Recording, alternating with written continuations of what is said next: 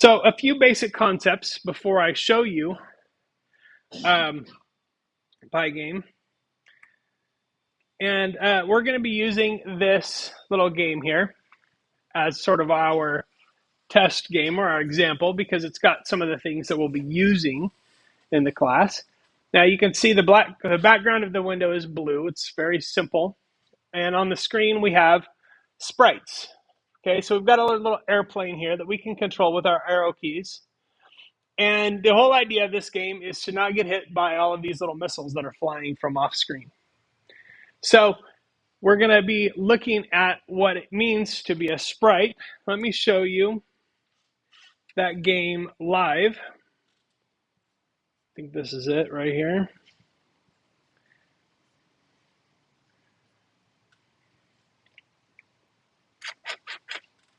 There we go. So here's my game. Now this game never really gets any harder, although some of the missiles come a little bit quicker. It's a pretty easy game. And the only thing that would make this harder is eventually I'm going to get bored and stop trying. But other than that, the difficulty doesn't change. The missiles just kind of keep coming. It doesn't even keep score right now.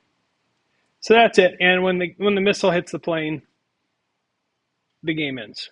So that's the basic thing there.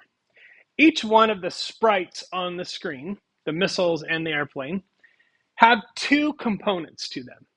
Okay, there's two components to every sprite that we want to pay attention to. There's the surface of the sprite, and the surface of the sprite refers to what does it look like? What do you see when it's on the screen? So the airplane, for example, the surface of the sprite. And the surface of the airplane sprite these are actually really little, very low resolution images. In fact, you can see the pixels there. This is the actual image that I'm using for that airplane. So Pygame games are kind of low resolution by default. I mean, you can make the screen bigger, but by default, they're pretty low resolution. And you can also see that this plane is in a white background. So I'm going to show you how to make the background disappear so that it looks more realistic. But I wanted to show you the original image. This is the surface of that sprite. The rectangle of the sprite refers to the part of the image that we're using to detect collisions. In some games, hitbox, I saw you say that. Yeah, it's the hitbox. And the hitbox is where this connects with this isn't dependent on what you can see, it's dependent on the size of the hitbox. And so what you would probably want in most situations, if you don't want to piss off your players, is the hitbox should look or be as close to the actual visible size of the object as possible. Because can you imagine if I had a hitbox that was like this big on the airplane? Every time a missile came in contact with the hitbox, the game would end and it would make people angry, right? But if my hitbox is too small, you could have missiles passing through parts of the plane and nothing registering. So you pay attention to the hitbox. And the easiest way to do that is to actually get your images to not have a lot of extra space around them. So if you have a sprite image, this one's actually kind of bad because I've got some extra space here. I've got some extra space on top. I could crop this down and make it a little bit tighter. But the easiest thing to do is to use the size of the image as your actual hitbox. And I'm going to show you how to do that in code in just a little bit here. So the sprite has a surface and a rectangle. You need to define both of those because the other thing that the rectangle does, other than detect collisions, is it's in charge of where that thing is positioned on the screen.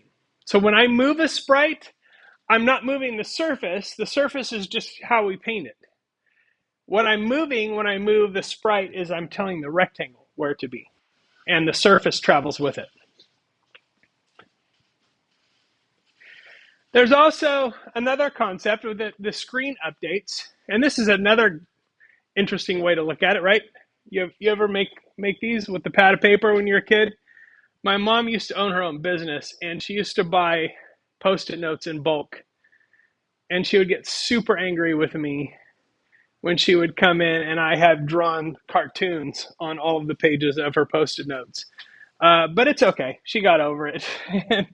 So you know how these work, right? You draw a little picture, then on the next one you draw a slightly different picture, you draw a slightly different picture, just like a movie, and then you flip through it and the pictures look like they're moving. That's exactly how this works. Okay? But the difference is, unlike this, where I've drawn the whole thing and every time I flip through it does the exact same thing, on a game, you don't know what's going to happen next because I'm moving the character around, the other sprites are responding to what I'm doing, things like that are happening on the screen. So what happens is, while it's showing one page or one image on the screen, you're actually drawing the next one in the background. So you're figuring out, while I'm showing this, I'm figuring out what the next one's going to be. Where are things supposed to move next?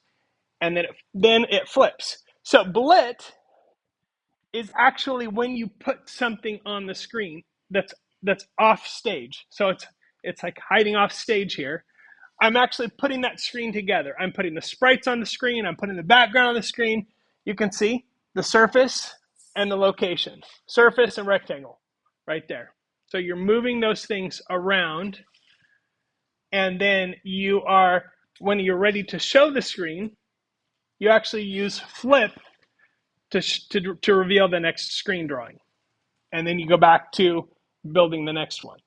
That loop keeps going. So the last concept that we need to do or think about is the game loop. And the game loop happens every time the screen updates. Every time. So we get the user input. In other words, did the user try to move the character on the screen? We update all of the sprites. We draw the background. So we blit the background. Then we blit the sprites and objects on the screen. So we're building it. We check to see if anybody is colliding with anybody else. If there are collisions, we handle that. Meaning we remove sprites, we update scores, all that stuff. Then we flip the display to show the next thing. And then here is something that's very important. And remember, way back at the beginning of class when I told you that Python is pretty slow compared to other languages, but it's not that slow? We actually have to use a clock control, not to speed up the game, but to slow it down. If we don't do this, the game loop will happen so quickly that the game will essentially be over before we can even move anything, before our brains can even figure out what's going on.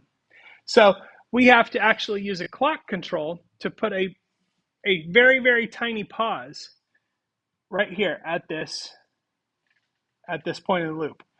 And then if we have a game over condition, then we exit the loop, obviously. But the last thing we do is the clock control. If the game is not over, we go right back and we do this again.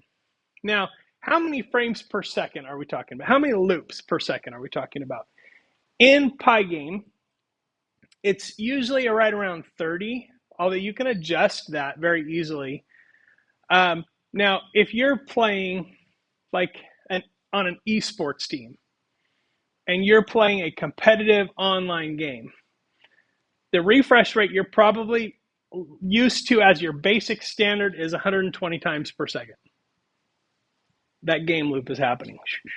And it's even more complex on those games, those multiplayer games, because we're usually having multiple computers talking to each other.